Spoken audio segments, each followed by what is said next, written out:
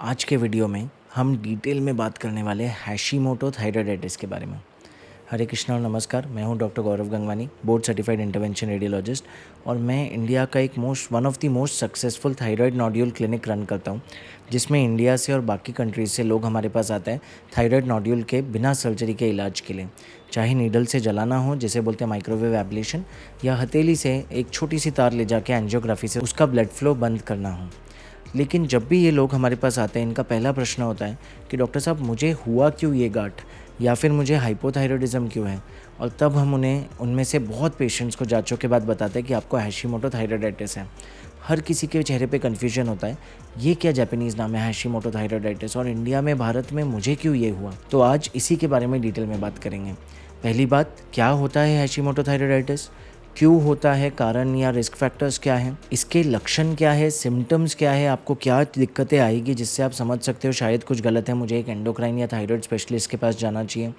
कैसे डायग्नोस करें कि आपके केस में ये हैशीमोटो थायराइडाइटिस ही है। एंड फाइनली क्या ट्रीटमेंट करें जिससे इस पे थोड़ा सा आराम आना शुरू हो जाए और बीमारी क्योर होना शुरू हो जाए या एटलीस्ट कंट्रोल में रहे। तो आओ चलो डिटेल में बात करते हैं। तो पांचों चैप्टर्स जो ऊपर दे रहा हूँ टाइमलाइंस के साथ, वो हर एक चैप्टर फॉलो करो, क्योंकि डिजीज़ की समझ कि ये हो क्यों रहा है और क्या हो रहा है वो आपको हेल्प करेगा लास्ट में जो मैं ट्रीटमेंट शेयर करूँगा वो समझने में। तो इसलिए चलिए without wasting time let's delve into it. जब जापान में बहुत पेशेंट्स को बाकी वर्ल्ड की तरह थायराइड प्रॉब्लम्स हो रही थी, थायराइड की मात्रा कम हो रही थी, कुछ गांठें या गोइटर बन रहा था, बहुत सारे लक्षण आ रहे थे जैसे हेयर लॉस, मेंस्ट्रुअल इश्यूज़ वगैरह वगैरह। तो एक साइंटिस्ट थे हकारू हाशिमोटो, जिन्होंने 1912 के समय कुछ टेस्ट करके पता किया कि ये पेशेंट्स में WBCs या लिम्फोसाइट्स बढ़ रहे हैं। पेशेंट की बॉडी के इम्यून सिस्टम है जिसका लेवल बढ़ रहा है और वो अपने थायराइड को ही अटैक कर रहा है दुश्मन समझ के, एक वायरस या बैक्टीरिया समझ के गलती से। उन्होंने ये कंसेप्ट बताया कि ये एक ऑटो इम्यून थायराइडाइटिस है, यानी कि बॉडी की इम्यूनिटी ही जो वायरसेस या बैक्टीरिया से लड़ने के लिए है, वो अपने ही थायराइड ग्रंथि को दुश्मन समझ बैठी है और अटैक कर रही है। इसलिए इसको ऑटो इम्यून या क्रॉनिक लिम्फोसाइटिक थायराइडाइटिस हम लोग बुलाते हैं। लेकिन क्योंकि जापानीज साइंटिस्ट ने उस टाइम पे, ये फिजिशियन ने इतना कंट्रीब्यूशन किया इसको समझने में, इसलिए इसको आप लोग कॉमनली हैशीमोटो थायराइडाइटिस के नाम से जानते हो। जैसा आप अभी तक समझ चुके हो, ये एक ऑटो इम्यून डिजीज़ है। बॉडी की इम्यूनिटी ही अपने ही थायराइड को अटैक कर रही है, जिस वजह से थायराइड में इन्फ्लेमेशन और रिपेयर का साइकिल्स हो रहा है। कुछ टाइम तक शायद बहुत ज़्यादा सिम्टम्स ना आए, पर जैसे जैसे थायराइड का टिश्यू डिस्ट्रॉय होगा, मेन प्रॉब्लम हो सकती है वो है हाइपोथायराइडिज्म, यानी कि थायराइड की मात्रा कम होती चली जाएगी।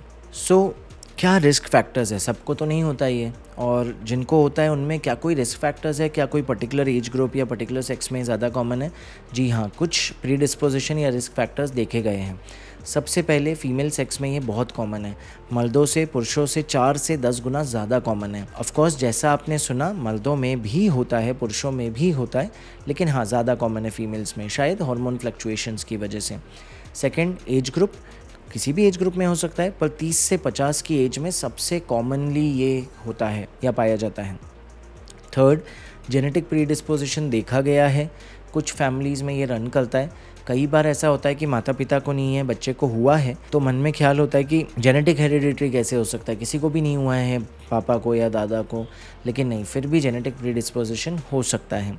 फोर्थ, हार्मोन्स का बहुत बड़ा रोल है, इसलिए फीमेल्स में कुछ पहलुओं पे देखा गया है ये ज़्यादा इसके सिम्टम्स बढ़ते हैं या ज़्यादा बार डायग्नोस किया जाता है, खासकर तब जब उन्हें मिनार्क आता है, यानी कि मेंसेस शुरू होता है, या फिर जब गर्भ अवस्था होती है, प्रेगनेंसी, जस्ट डिलीवरी के बाद, यानी कि postmortem period, and finally menopause, यानी कि जब हार्मोन्स खत्म हो जाते हैं 50 के एज के आसपास, तब इसके सिम्टम्स कभी कभी बढ़ते हुए देखे गए हैं। पांचवा कॉमन रिस्क फैक्टर है आयोडीन कंजम्पशन। अगर आयोडीन ज़्यादा मात्रा में कंज्यूम किया जा रहा है सी वीड्स या सी फूड के रूप में या आर्टिफिशियली, तब ये बढ़ सकता है। रेडिएशन से बहुत कॉमनली देखा गया है कि लिंक है। सो जिन लोगों को बहुत ज़्यादा एक्सरे कराने पड़ते हैं छाती के या फेस के, जिसमें नेक बार बार रेडिएशन एक्सपोजर हो रही है और प्रॉपर प्रिकॉशंस नहीं लिए गए, इवन डॉक्टर्स या मेडिकल वर्कर्स नहीं लेते प्रॉपर प्रिकॉशन, तो डेफिनेटली ये ट्रिगर हो सकता है, जिसके लिए थायराइड शील्ड दिया जाता है कि लेड थायराइड शील्ड पहनो ताकि ये प्रोटेक्ट रहे। एंड फाइनली, जिन्हें एक ऑटो इम्यून डिजीज़ है उन्हें दूसरा ऑटो इम्यून डिजीज़ होने के चांसेस बढ़ जाते हैं।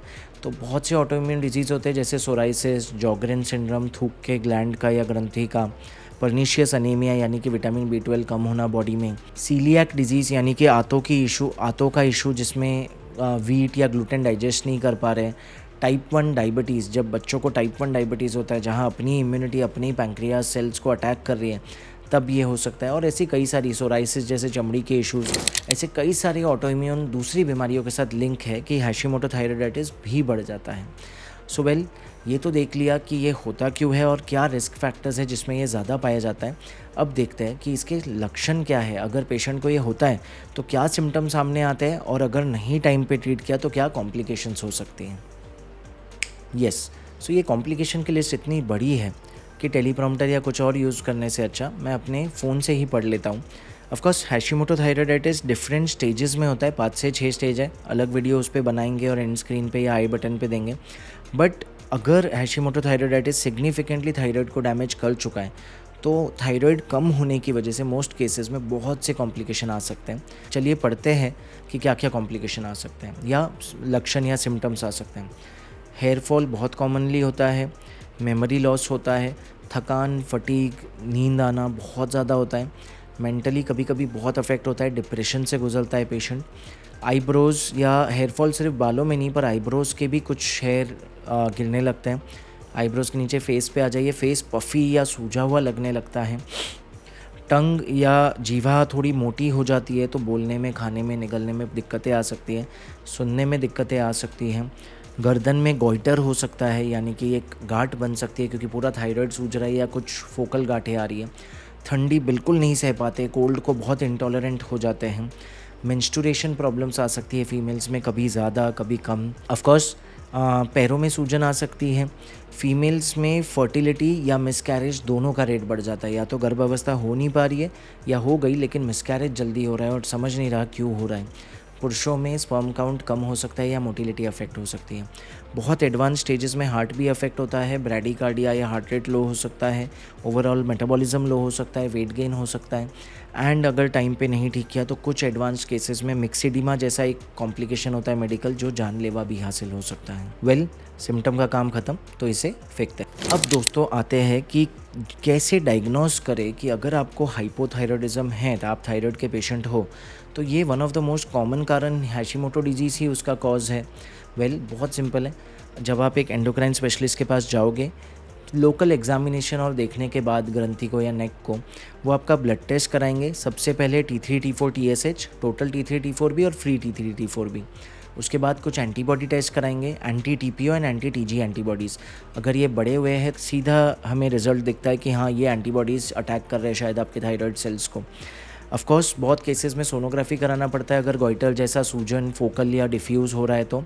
एंड सोनोग्राफी के बेसिस पे FNAC भी कर सकते हैं, जिसमें कई बार पैथोलॉजिस्ट माइक्रोस्कोप में देखकर रिपोर्ट में देते हैं कि हाँ मुझे बहुत लिम्फोसाइट्स या सेल्स दिख रहे हैं जो अटैक कर रहे हैं, ये हैशीमोटो थायराइडाइटिस ही है। सो डायग्नोसिस के बाद अब मेन काम पे आते हैं ट्रीटमेंट। वेल, मैक्सिमम केसेस में ट्रीटमेंट में क्योंकि हाइपोथायराइडिज्म है और लो T3 T4 लेवल्स है तो लीवोथायरॉक्सिन दिया जाता है एक्सटर्नली। कुछ केसेस में T3 भी दिया जाता है एंडोक्राइन स्पेशलिस्ट द्वारा। सिर्फ स्पेशलिस्ट ये डिसाइड करते हैं, आपको घर पे इसका सेवन नहीं करना है। ठीक है, समझ गया।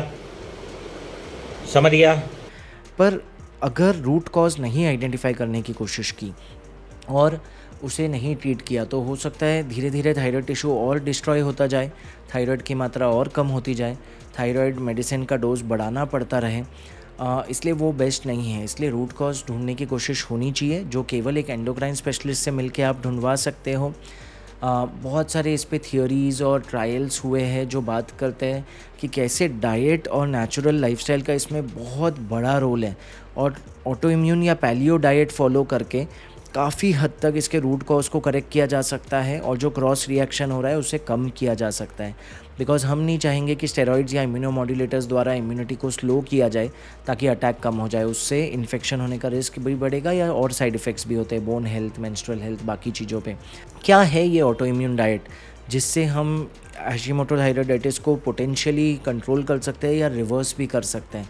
ये देखने के लिए एंड स्क्रीन पे आप लास्ट वीडियो देख लीजिए और चैनल सब्सक्राइब करना मत भूलिए, बिकॉज वो डाइट के अलावा भी बहुत बात करने वाले थायराइड इश्यूज़ और थायराइड नोड्यूल्स के बारे में। सुरक्षित रहिए, सशक्त रहिए।